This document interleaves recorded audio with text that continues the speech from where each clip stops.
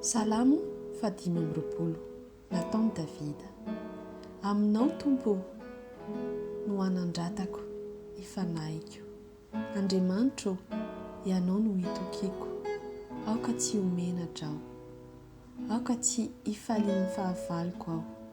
Eny, tsy hisy homenatra izay rehetra miandry anao, fa izay mivadika foana no homenatra.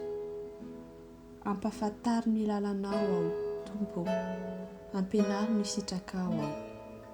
Taria amin'ny fahamarinanao aho, ka ampianaro.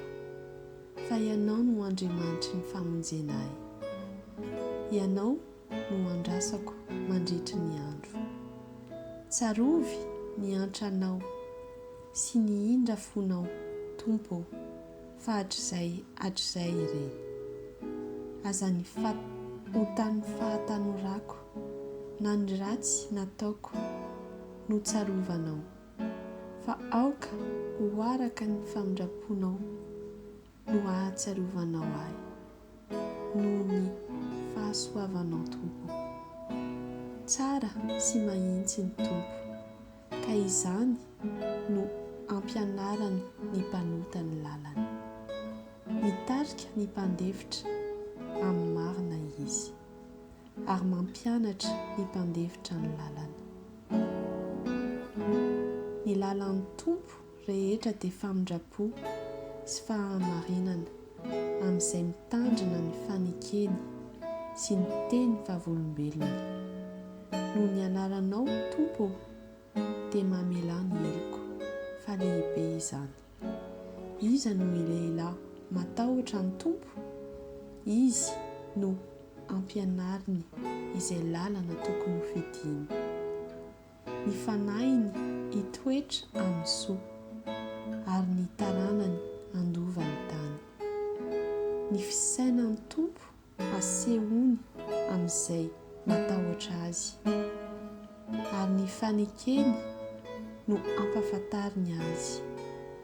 Ny masoko mijery an'ny Tompo mandrakariva, fa izy no nanafaka ny tongotro tamin'ny fandrika arato. Todio aho ka hamindra fo, fa irery aho ka mahantra. Ny fahorian'ny foko efa miha lehibe, afao amin'ny fahatereko aho. Jereo ny fahoriako sy ny mavesatra amiko, ka mamela ny fahotako rehetra. Jereo ny fahavaloko, fa maro izy, ary loza ny fankahalany ahy.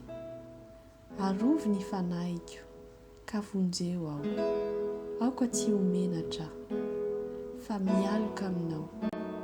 Aoka tsy ny fisintsiny sy ny fahitsiana no hiaro ahy, fa miandry anao aho. Tompo, afao ny Israely amin'ny fahoriany rehetra.